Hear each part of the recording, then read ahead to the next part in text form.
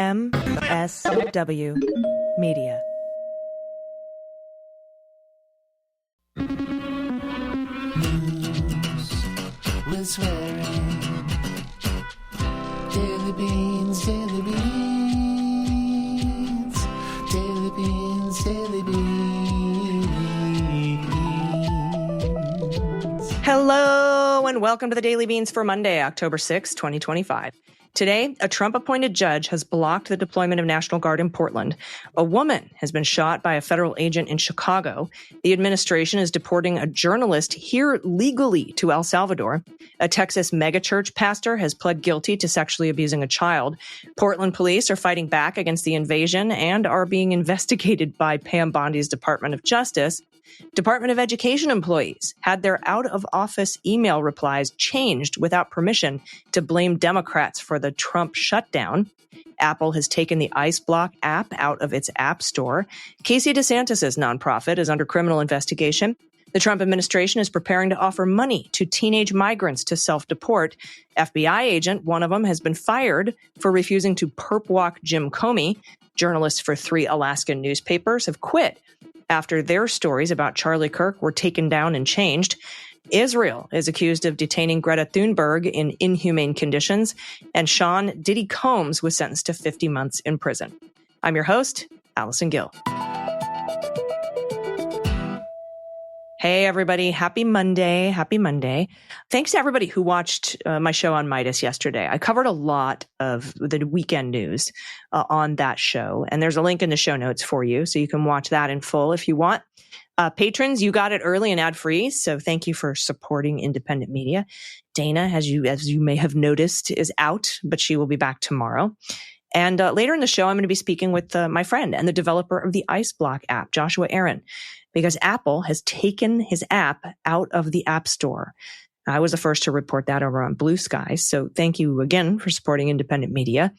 Also, Sean P. Diddy Puff Daddy Combs sentenced to 50 months in prison for all of the abuse that he inflicted upon women and his freak-offs.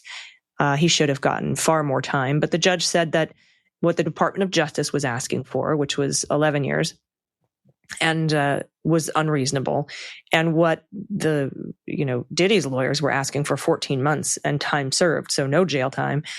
The judge said that was also unreasonable. So I thought they would come in at 7 or 8 years, but they came in at just over 4 years, which is 50 months of incarceration. So that's the result of that. That sentencing happened just over the weekend. All right, we have a lot of news to get to. Let's hit the hot notes. Hot notes. All right, first up from the Associated Press, a federal judge in Oregon has temporarily blocked Trump's administration from deploying the National Guard there, ruling Saturday in a lawsuit brought by the state and the city against the administration. U.S. District Judge Karen Immergut, who was appointed by Trump during his first term, is the one who issued the order, pending further arguments in the lawsuit. She said the relatively small protests in the city doesn't justify the use of federalized forces, and allowing the deployment could harm Oregon's state sovereignty. Quote, this country has a long-standing and foundational tradition of resistance to government overreach, especially in the form of military intrusion into civil affairs. That's what the judge said. And she continued, quote, this historical tradition boils down to a simple proposition. This is a nation of constitutional law, not martial law. The Trump administration late Saturday filed their notice of appeal to the 9th U.S. Circuit Court of Appeals, and the city and the state have also filed their opposition to that appeal. Now, the plaintiffs were able to show that demonstrators and at the immigration building were not significantly violent or disruptive ahead of the president's order. That's what the judge said. And the overall protests were very small and uneventful, like one city block. Quote, the president's determination was simply untethered to the facts. That is what Judge Immergut said. And Trump, in a press conference, a yelly press conference, a helicopter conference outside of the White House, said, the judge is terrible. I didn't pick him, or I picked him. The people who picked him for me were bad. He's a very, very bad judge. Doesn't even know who the judge is that he appointed. He is so unfit for office. But now NBC is reporting that Gavin Newsom said Sunday he's going to sue the Trump administration because Trump has federalized 300 California National Guard troops to go to Oregon. And that's, of course, just the day after Judge Emmeritt blocked President Trump's attempt to deploy the Oregon National Guard troops in Portland. Here's Newsom's statement. He says, quote, in a response to a federal court order that blocked his attempt to federalize the Oregon National Guard, President Trump is now deploying 300 California National Guard personnel into Oregon. They are on their way there now. Newsom said this in a statement and went on to say, this is a breathtaking abuse of the law and power. The Trump administration is unapologetically attacking the rule of law itself and putting into action their dangerous words, ignoring court orders and treating judges, even those appointed by the president himself, as political opponents. We'll keep you posted on how this goes. Next up from CNN, a conservative influencer who this week posted videos of clashes outside the Immigration and Customs Enforcement facility in Portland, Oregon, has actually been released without bond because he was arrested on Thursday for starting fights. Nick Sorter, who's 27, from D.C., came all the way out to Portland. He was arrested on suspicion of second-degree disorderly conduct, along with 2 other people from Oregon that got in a fight with him. That's what the Portland Police Bureau said in a Friday news release. So this guy came from out of state. And get this, I think it was Hermeet Dillon, right? The new head of the Civil Rights Division at the DOJ, which is now Civil Whites Division. It's civil rights for white people only. She said, buckle up, Portland. It's FO time, because the Portland police arrested this guy for disorderly conduct. An interloper, 27-year-old right-wing MAGA, picking fights. And Pam Bondi called the guy Sorter, right? His name is Nick Sorter or whatever. And said, we're super sorry. We're going to investigate the police. So the DOJ is investigating. And I was like, like when I read the headline, DOJ is investigating. Yet they're investigating the Portland Police Department, not the guy for starting the fight. And I'm not quite sure that, this incident or many other incidents like it that are just completely fabricated by the Department of Homeland Security, ICE, and the Department of Justice aren't the bullshit justifications for the Guard to be deployed. And from the Washington Post, Mario Guevara, he's an Emmy Award-winning reporter. He was deported on Friday to El Salvador, which is a nation that he fled more than 2 decades ago because he was threatened and assaulted there, persecuted for his journalism. Guevara, an independent journalist and founder of an online news outlet, was arrested on June 14th in the Atlanta area while he was covering a protest of the Trump administration. Police charged him with failing to disperse and standing in a roadway. But those counts, of course, were quickly dropped in favor of deportation. Despite the dismissals, he was transferred from county jail to immigration custody at the request of ICE.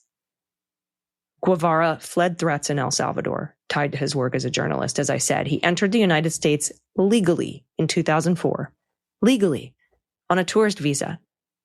He applied for asylum the next year in 2005, and then 7 years later, his asylum request was denied in 2012.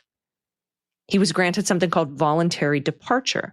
Voluntary departure allows you to remove yourself on your own dime at your own expense within a certain time frame, rather than traditional or formal deportation or removal.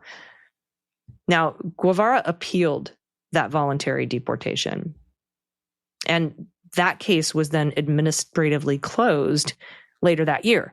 That administrative closing paused his deportation proceedings indefinitely. And he held a U.S. work permit. He got one. Then in April, he filed for a green card through his son, who is a U.S. citizen. That petition remains pending, but a federal appeals court ruled Thursday that one of his applications was not properly filled out. And that's what made him eligible for deportation back to a country where he was previously persecuted for his journalism. The Department of Homeland Security confirmed the deportation on Friday.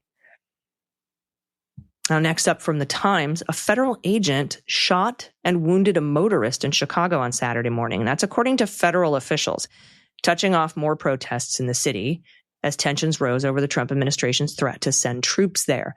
Officials with the Department of Homeland Security, Tricia McLaughlin, I believe, said in a statement that the agent shot the motorist, a woman, who they said was armed with a semi-automatic weapon and that she had rammed into a law enforcement vehicle and boxed them in.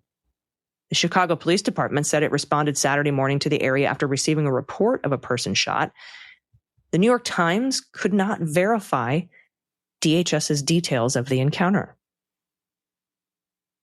So what DHS is saying is not confirmed. It's just what they're saying. And DHS added that a driver of another vehicle named Anthony Ian Santos Ruiz had also been involved in the ramming and that he had been apprehended by law enforcement. It was unclear on Saturday whether he or Ms. Martinez had been charged with anything or whether they had any lawyers. So they haven't been charged with a crime. That's interesting. And nobody can confirm what really happened except what DHS says. Now, the guy, Mr. Ruiz, his mother, Elizabeth, said her son told her on the phone that morning that he had been rammed by federal agents and that they were shooting. His car was rammed, not the other way around, at least according to him and what his mother said. So when she heard that there was shooting, she raced to the scene, the mom did. She said an agent grabbed her son, said he was under arrest, and she asked why, and she told the reporters that they didn't give her an answer. Now, Governor Pritzker, when asked about these reports of law enforcement officers firing at the woman who, quote unquote, rammed their vehicle, Pritzker said this, quote, "Well, we don't have a lot of facts. What happens in these sorts of incidents is typically ICE puts out a press release before anybody else can speak with the press. And then it gets reported on social media and elsewhere. Remember, these are the same folks who killed a person, an unarmed person, just a couple of weeks ago in Franklin Park. At first, they said that the officer had been threatened with his life. The reality of it and the truth of it has now come out, and that wasn't the case. They killed somebody. So here, it's really hard to know exactly what the facts are, and they won't let us access the facts. They're just putting out their propaganda, and then we have to go later and determine what actually happened." That's from the governor of Illinois. And again, I'm pretty sure this incident is probably what the regime used to justify deploying the National Guard. At least one of them, one of the reasons. And it's, I think, in my opinion, it's completely made up. We'll get more later. Next up from CBS, Broadview Village officials sent a strong message to the feds this week. They do not want ICE enforcement operating its detention center in their town. On Thursday, Broadview Police Chief Thomas Mills said ICE agents are draining the resources of his department and the community by making false 911 calls. Body camera video footage obtained by CBS News Chicago shows several Broadview officers responding to a 911 call claiming somebody was tampering with a gate at the ICE detention facility. The gate in question is where ICE takes detained immigrants for processing. But when police arrived, all they found was two people and a camera. A CBS News Chicago photographer was filming the exterior of the building with a CBS security guard by his side. The 911 call from an ICE agent claimed someone was tampering with the gate. According to an incident report, an ICE agent called police for help. Mills believes it was a bogus call. An ICE agent claimed someone was trying to force their way into the door, but it was just a CBS News Chicago photographer filming the exterior of the building. Mills said, "It's disturbing. It's ridiculous." He said that was just one of several questionable 911 calls his police department had received from the ICE facility recently. The same detention center has become the site of at least 3 other incidents involving federal agents who are accused of hitting people with cars, shooting projectiles, using chemical agents on journalists, that's just a few, including firing a pepper ball at a CBS News Chicago reporter, Asal Razay, her vehicle, on Sunday. Razay said there was no active protest or protesters at the facility at the time. She was alone with no one around her when it happened, and she told Broadview police she was driving her truck with the driver's side window down, approaching the 25th Avenue entrance to the ICE facility because she wanted to see what was going on before she left the area. That's when she said a masked ICE agent shot a pepper ball from inside the fence, hitting the side of her truck, causing the chemical agent to engulf the inside of her vehicle. So that's the kind of stuff going on. And it's so important that people on the ground are getting this stuff filmed. I know I see a lot of people saying, put down the camera and help. No, keep the camera in your hands and keep filming and keep putting it out there. Next up from CNN, Department of Homeland Security is preparing to offer unaccompanied migrant teenagers in the United States the option to voluntarily leave the country and get a $2,500 check. That's according to 3 sources familiar and a memo obtained by CNN. The Trump administration has already been offering financial incentives, including $1,000 exit bonuses to undocumented adult immigrants in the U.S. Administration officials have argued that self-deportation incentives are cost-effective given the high price tag of detaining immigrants and deporting them. A notice sent to legal service providers Friday by the Department of Health and Human Services, seen by CNN, said the administration, quote, will provide a one-time resettlement support stipend of $2,500 US to unaccompanied alien children 14 years or older who have elected to voluntarily depart the United States as of the date of this notice and moving forward. Adding that the benefit is intended to support reintegration efforts following departure. The latest move appears to be an extension of ongoing efforts to repatriate migrant children in custody. In late August, the Trump administration prepared dozens of Guatemalan children to be sent back to their home country, tried to put them on a plane in the middle of the night. A judge stopped it temporarily. Declarations from some of the parents of the children in Guatemala revealed they were unaware that their children were being deported and raised concern over their safety if they were returned. That case is ongoing. The government actually lied to the court and said that they had contacted every parent and the parents in Guatemala wanted these children back. That ended up being false. Also, the Trafficking Victims Protection Reauthorization Act, which has been in place for more than 2 decades, provides protections for unaccompanied migrant children who arrive and reside in the U.S., including being screened to see if they're victims of human trafficking or have a credible fear of persecution in their home country. None of that happened in that case. All right, let's talk about the Trump and Republican shutdown, which, as I've said a million times, they can end, the Republicans in the Senate can end at any time without a single Democratic vote. And if you, by the way, if you watch my latest show on Midas, the one from yesterday, I bring receipts on that. And I also talk about the flood of emails sent to me by federal workers and benefits recipients blaming Democrats for the shutdown. And several people received emails with like recommended out of office language. Hey, you're being furloughed because the Democrats wouldn't pass the resolution, even though the Republicans control Congress, but you're being furloughed. So for your out of office email, why don't you write this? I'm not here because the Democrats suck. I mean, I'm paraphrasing, but that's basically what they want the out of office emails to say. And I talked to dozens of federal workers who were like, I'm not putting that. And NBC is reporting that education department employees that were furloughed this week discovered their email accounts had been manipulated while they were out of the office to change that language to blame the shutdown on Democrats. 5 employees spoke with NBC, provided copies of their out of office messages, and they said their wording was altered from how they originally composed them. All of them are civil servants, no political appointees, and of course requested anonymity out of fear of repercussion. But those emails, those out of office messages were altered without their permission. All right, let's switch gears here. Next up from Reuters, an FBI agent was relieved of duty for declining to arrange a perp walk of Jim Comey in front of news media cameras after Comey was federally charged last month. That's according to 4 people briefed on the matter. Andy McCabe and I are going to discuss this obviously on the next Unjustified podcast. But I mean, basically and what's interesting is the agent's name was published, but then it was taken out of that publication. And I'm not sure why. So I'm not going to say the agent's name, but I've been contacted by sources familiar who've confirmed that it's this particular agent. But the agent was basically said, hey, I bet he was at the Washington field office and the Trump administration said, hey, you can get some beefy guys, right, in full kit, right, which is like vest and camo or whatever with the FBI logo emblazoned across their chest to perp walk, handcuff and perp walk Comey. They discussed arresting him but he's being arraigned this week, October 9th. So there's no warrant for his arrest.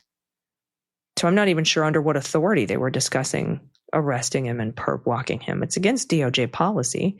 It's why they didn't do it for Trump, as much as we wanted them to, right?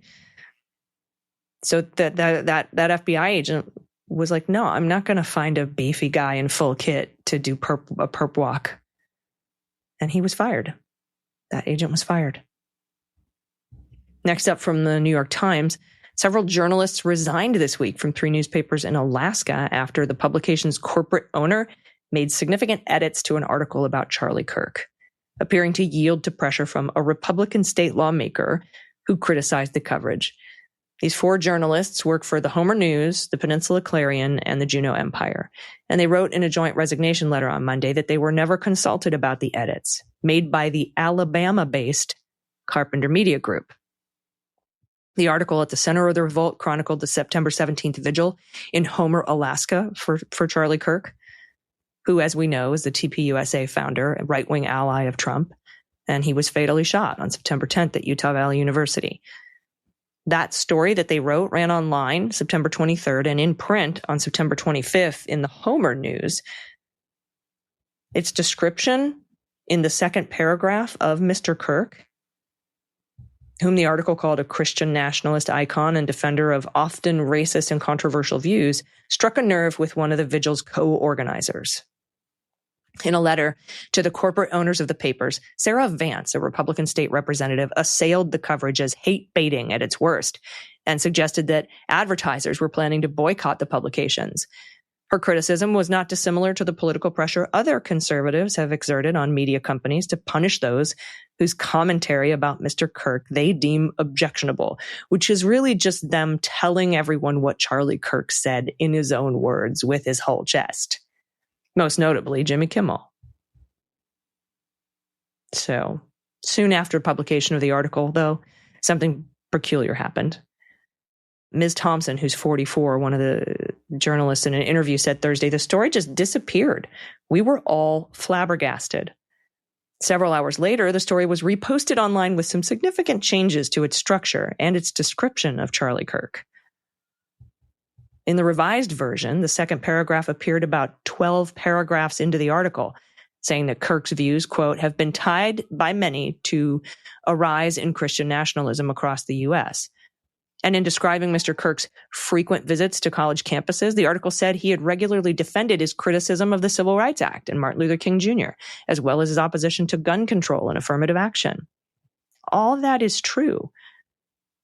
And gone from the article was a line stating Kirk perpetuated conspiracy theories, including COVID-19 and climate misinformation, as well as the Great Replacement theory, which, as we know, posits that Jews are trying to replace white Americans with non-white immigrants. That was just gone. That's all the truth. So they quit and they sent a letter. And that leaves like one journalist apiece at 2 papers and none at another. But they said, we can't do this if you're going to edit our stories without our input. Next up from The Guardian, the environmental campaigner Greta Thunberg has told Swedish officials she's being subjected to harsh treatment in Israeli custody after her detention and removal from a flotilla carrying aid to Gaza. That's according to correspondence seen by The Guardian. And according to the correspondence, Israeli forces are also reported by another detainee to have taken photographs where Thunberg was allegedly forced to hold flags. It says here the identity of the flags is unknown, but that does come up later in the story.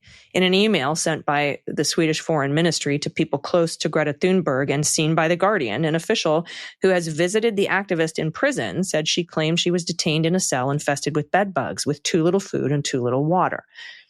Quote, another detainee reportedly told another embassy they had seen her being forced to hold flags while pictures were taken, and she wondered whether those images of her had been distributed.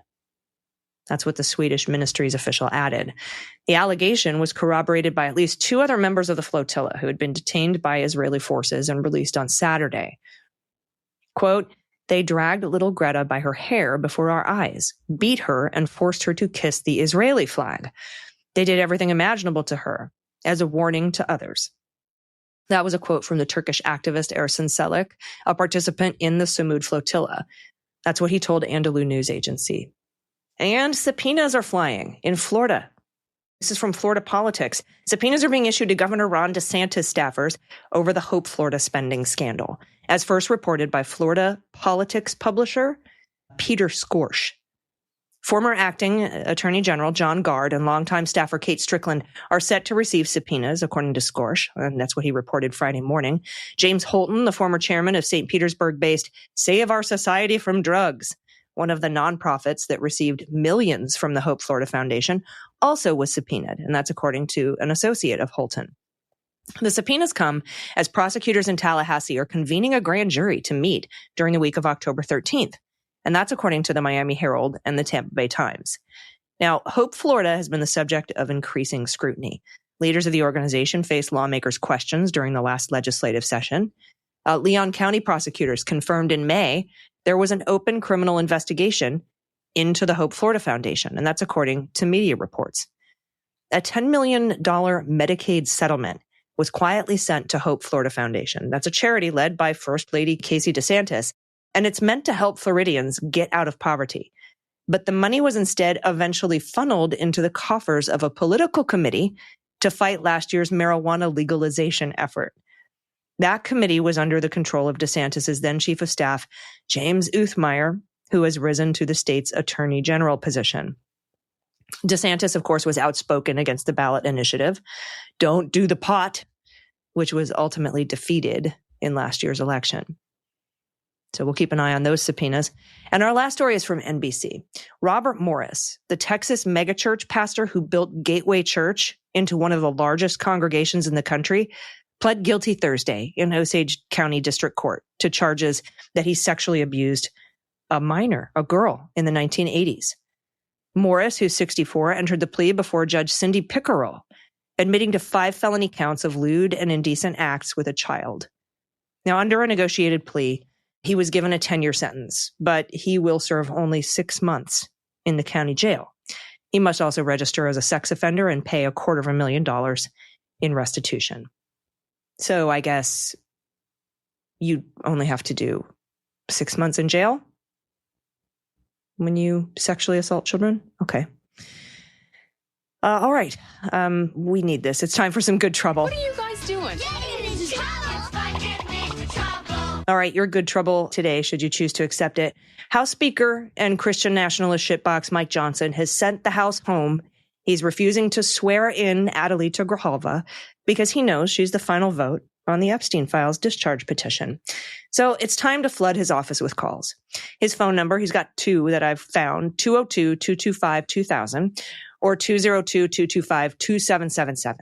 So make sure to give him a call, especially if you're in Arizona's 7th District, because you are currently being taxed without representation. All right, everybody, we'll be right back with the creator of the ICEBlock app, Joshua Aaron, followed by listener-submitted good news, so stick around. We'll be right back. After these messages, we'll be right back. Hey, everybody. Delete Me makes it easy, quick, and safe to remove your personal data online at a time when surveillance and data breaches are common enough to make everyone vulnerable. So we want to thank today's sponsor, the sponsor of this episode. It's Delete Me. And with Delete Me, I protect both my personal privacy and the privacy of my business. As someone with an active online presence, privacy has never been more important. Every time I see another headline about a massive data breach, I think about how easily that information spreads.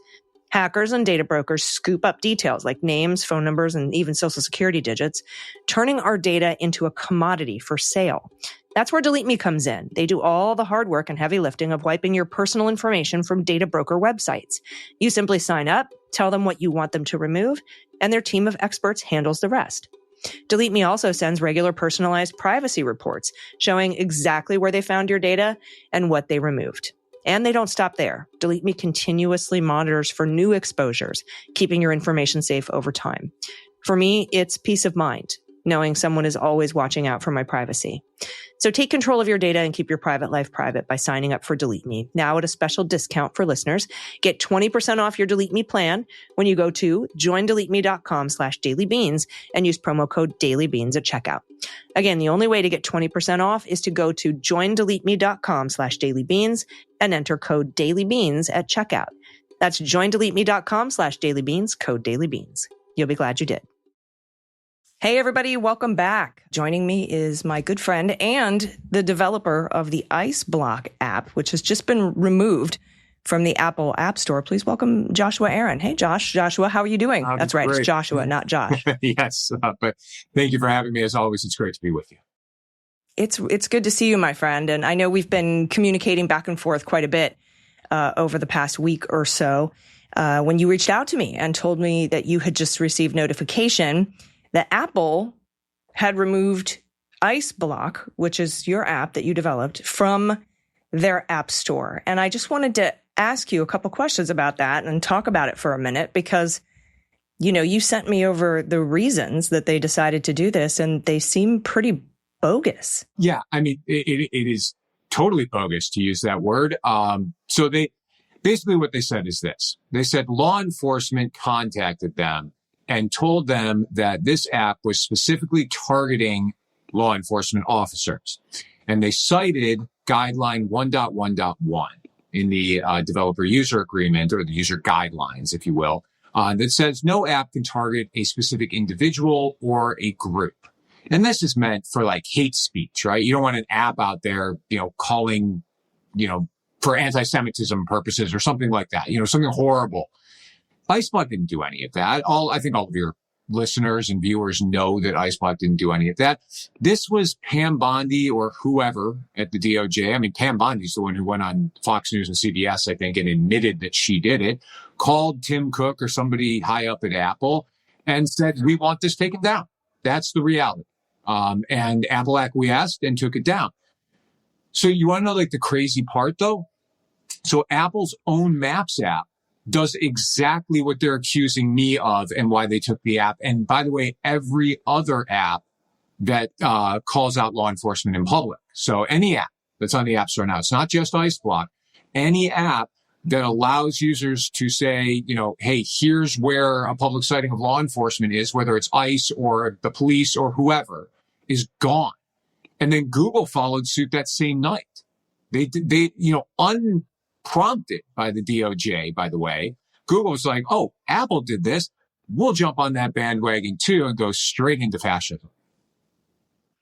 That's bizarre. Because like you said, I'm thinking of Waze, for example, the app where I can enter things that I see on the roadway, like a police officer. Right. How is that not targeting the police? I mean, I suspect what they're trying to say is that you're doing something much more than just alerting people to the location of an ICE officer, and that you're somehow something in the app is saying to go and get them and dox them and target them and assault them, which is nothing. I have the app and there's nothing in there about that. Right. I mean, not only is it not possible to do that, but, when you talk about doxing, for example, for anybody who doesn't know, the definition of doxing would be like posting a photo of Allison's face and then posting her name and her address and a picture of her house and her private email.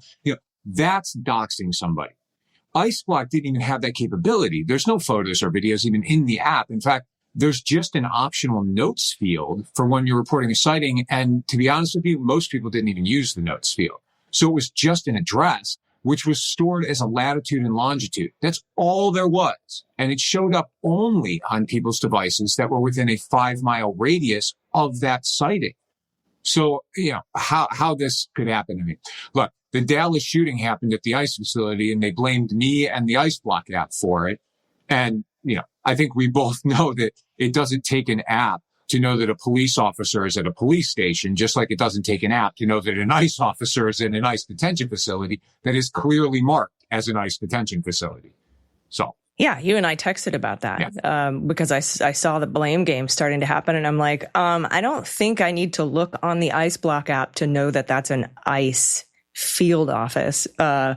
it seemed way out of left field, but we know these folks have gone after you, on social media over and over again, and on Fox News over and over again, saying that you are somehow encouraging people to assault ICE. And they've inflated the assaults on ICE officers number quite a bit. They use percentages instead of actual instances of assault to make it seem like it's growing exponentially. Like we had over, I think, a 4-year period, 8 reported assaults on ICE. And then when it went up to 21, they were like 413% increase. Right. And meanwhile, our drug prices are going to go down 1,200%. They don't math very well, but that's what they're doing. They're using you and ICEBlock and others like it as a false flag to say false flag, yeah, a scapegoat to say this is clearly to hurt us, and not to mention pretty much every single assault on an ICE officer that's been charged has been dismissed, reduced to a misdemeanor, gone to trial, acquitted by a jury, or can't even get past a grand jury in the first place because these ICE officials, including Bovino, who's like the face of Southern California ICE operations and was sent to Chicago to terrorize them now. Right. Bovino lied on the stand. But he's saying that, they're trying to attack us and whatever. But that's been completely disproven by the facts at trial. But I don't think they care about the facts at trial and how the outcome is. It's what happens first. It's first impressions. And I think that's why they're going after you. So talk a little bit. Have you had any, like I would think an app with over 1 million users that maybe Apple would reach out and say, hey, if you change this thing, if you take the notes field out, for example, we won't remove you from the App Store. Did anybody reach out to you? Is there any appeals process? I mean, what's the remedy to get it back up on the App Store? What a wonderful world it would be if that was even a thing. So no, there's no appeals process. There's no remedy. You can respond to app review if you want in like a comment, and which I did, by the way, at first, and said this in no way doxes anybody. This in no way targets anybody. This was thoroughly vetted by Apple legal and senior officials in app review. And their response was literally just to post the exact same thing to me again as a response. They're not going to call me. They don't care. That's the reality. They don't care. And I'll tell you what really pisses me off is that in almost every single interview that I did from April until, last Thursday, and there were a lot of them, by the way, they asked me, are you afraid that Apple's going to take this down? And I said, no. And I defended Apple. I said, look, they rejected it in the first place so that their legal department and senior officials at App Review could thoroughly vet this, make sure it was, nothing illegal was happening. And this was all above board. And by the way, that I was doing exactly what I said, which is completely anonymous reporting, no user information, no identifiable information stored or captured in any way. They took 3 weeks of back and forth and did this. They knew exactly what this was. Okay. Nothing has changed in the app. Couple things. And I know I've asked you this offline. People who already have the app on their iPhone can keep it, right? They're not taking it away. No. You just can no longer download it. New users can no longer download it from the store. And the last time I spoke to you, we had talked about why this wasn't available on Android, and it's only available on Apple because Apple's privacy rules are much better. And there was no guarantee from Google Play, or the Android App Store, or whatever it is, sorry, I'm not familiar with. No, it's all good. Google Play Store is exactly what it is. Yeah. I'm going to get all the emails about changing over to Allison. Android.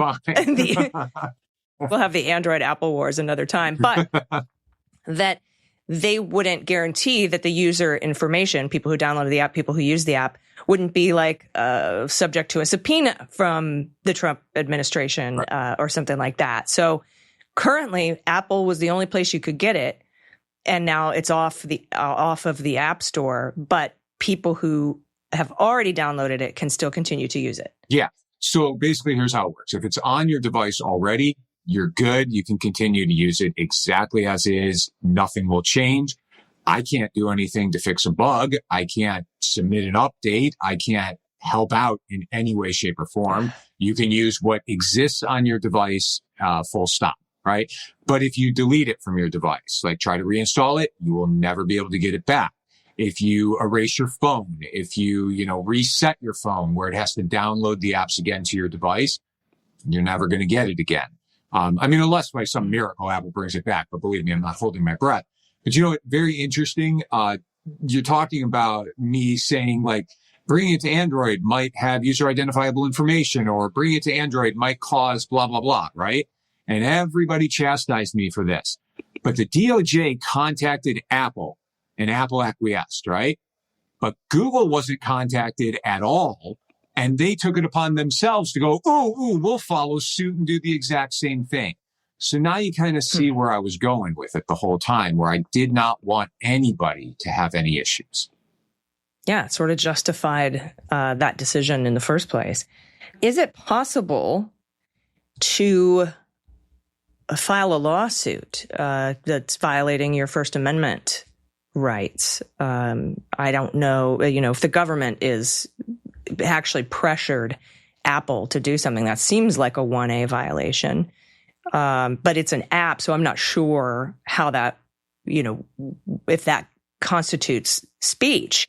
I feel like it would, but there may be other avenues to have that speech. And so that, that might be a deciding factor. But I figure if there is a lawsuit there, I was wondering if you were talking to a lawyer, first of all, but second of all, the discovery would be interesting, right? You'd be able to, all of that first review that you said that took a long time, that Apple cleared it as not violating any of their terms of service, all of that documentation would be discoverable, as would any communications between the regime and Apple itself. Did Trump call get Tim Apple on the phone, get him on the phone so that I can, or was it Stephen Miller? Like any of those communications would be discoverable. I'm not sure if there's a case there, but have you reached out to Con Law, ACLU, or any kind of an attorney to see if this is even a viable lawsuit?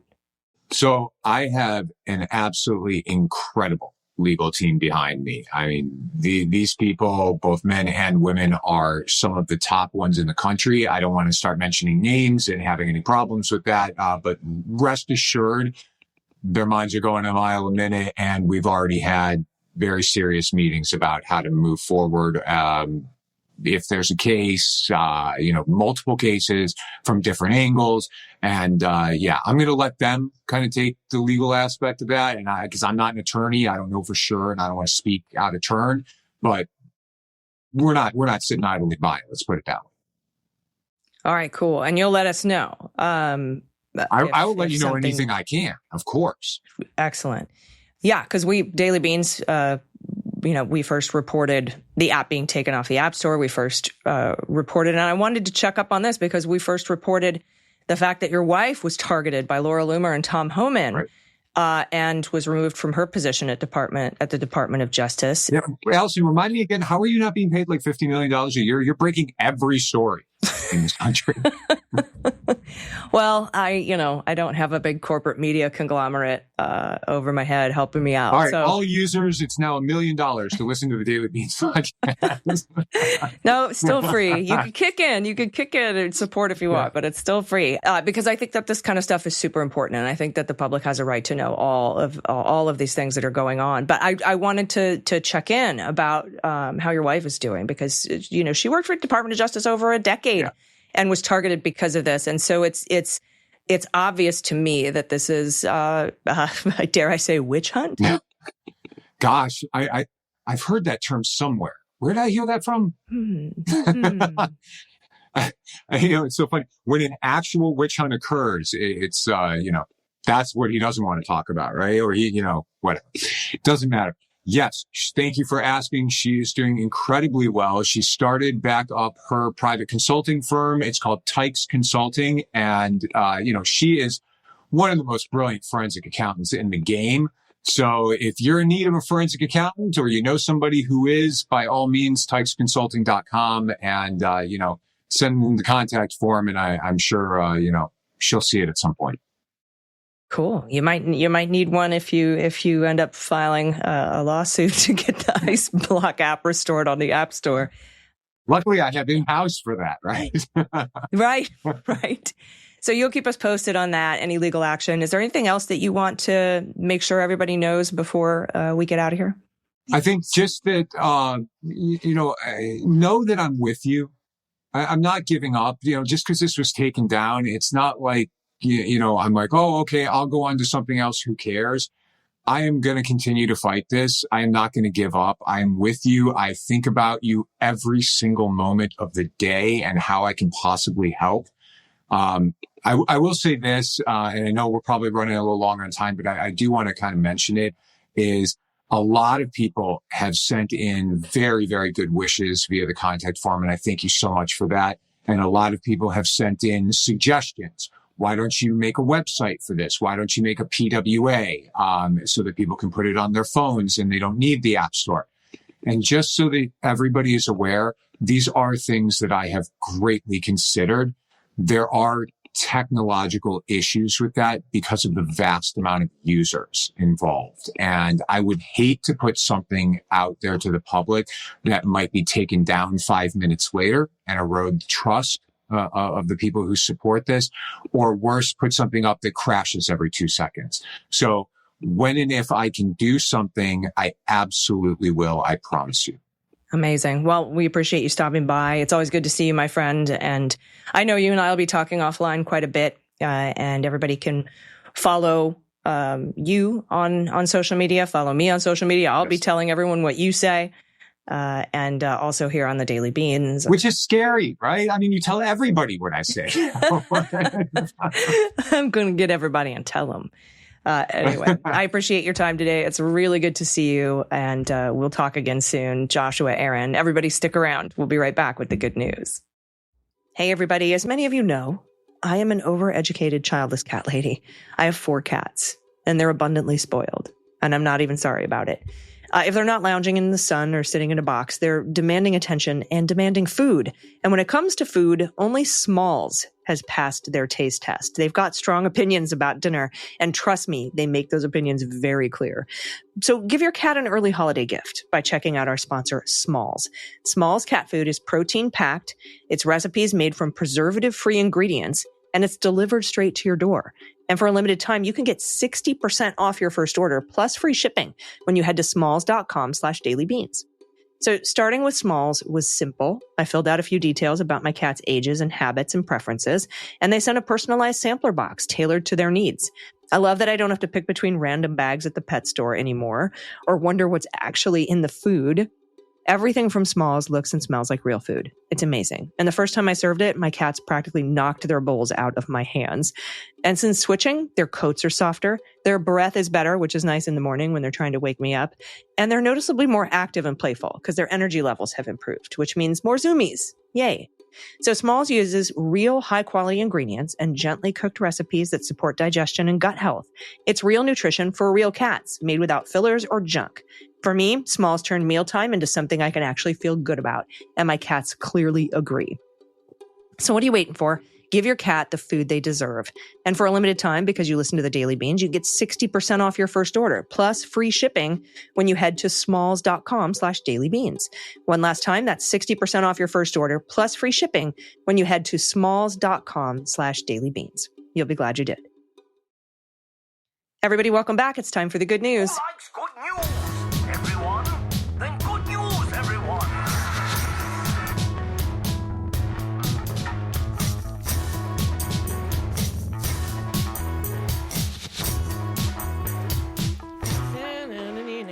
And if you have any good news, confessions, corrections, you want to give a shout out to a loved one, a family member, yourself, maybe a small business in your area, or perhaps a nonprofit you want to give a shout out to, you can send that to us. A shout out to a government program that's helped you or a loved one. We'd love to hear about that.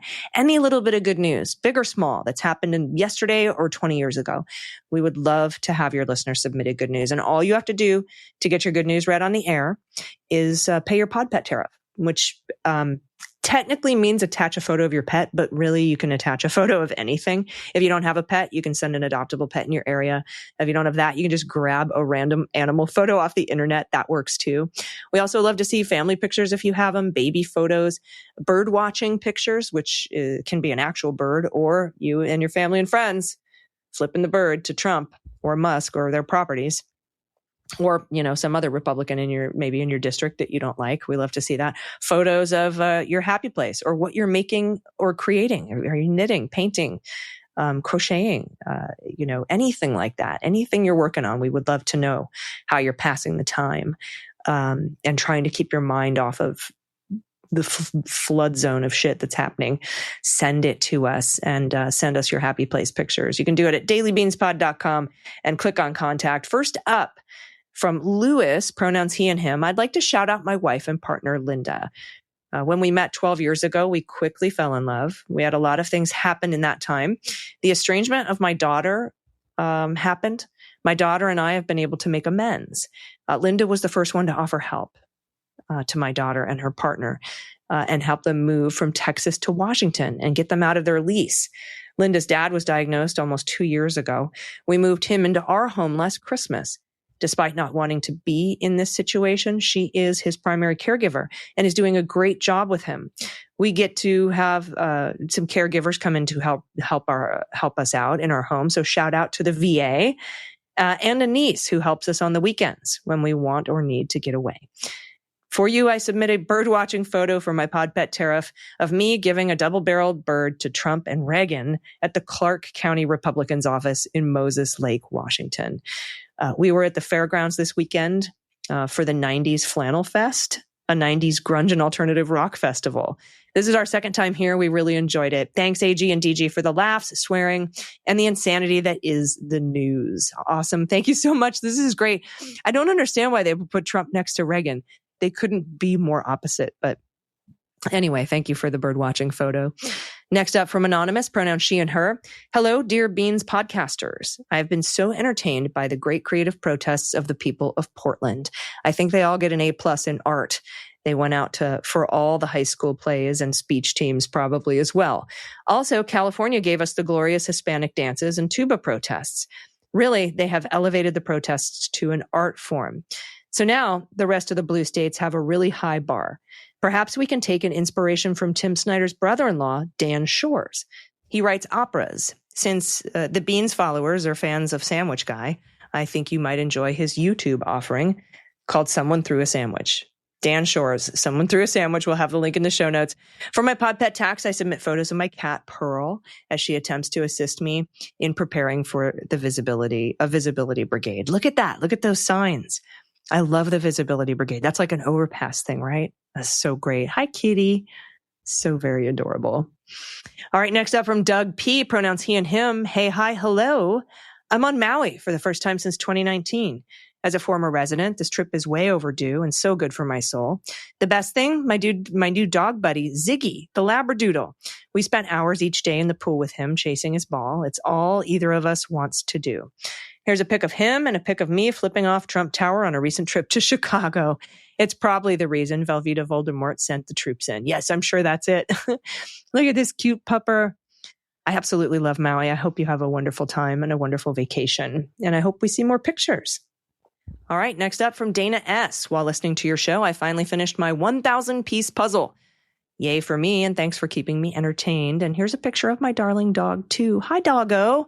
And oh my gosh, so the puzzle is just a ton of tiny pumpkins. And I'm not sure how would drive. Like, that's a tough puzzle. So 1,000 pieces, congrats on that. And maybe you've started a new puzzle while you're listening to us today. All right, next up from Anonymous, pronouns she and her. Hello, Beans Queens.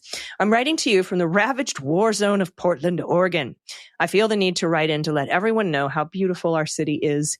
We have had issues in the past, like all cities have, but I wanted to give a shout out to our mayor and our local police on how much our city has turned around in the last few years.